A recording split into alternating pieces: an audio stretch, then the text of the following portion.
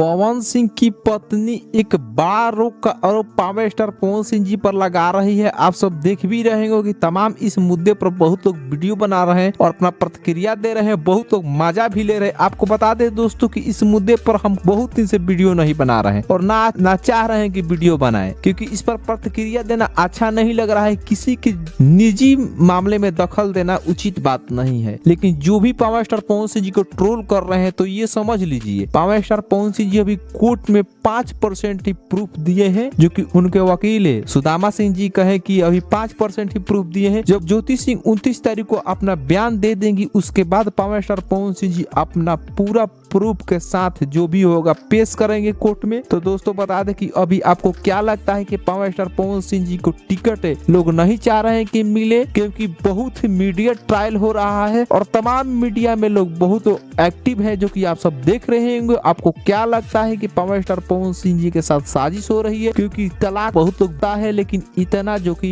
छीछा leather हो रहा है मीडिया में, ये बहुत खराब लग रहा है। जो भी ये कर रहा है, जो भी ये यूट्यूबर वीडियो बना रहा है, उसको ये सब बंद करना चाहिए, क्योंकि ये निजी मामले में किसी को दखल देना उचित बात नहीं है। तो आपको क्या लगता है? अपना प्रतिक्रिया दीजिए। मिलते हैं नेक्स्ट वीडियो में। धन्यवाद।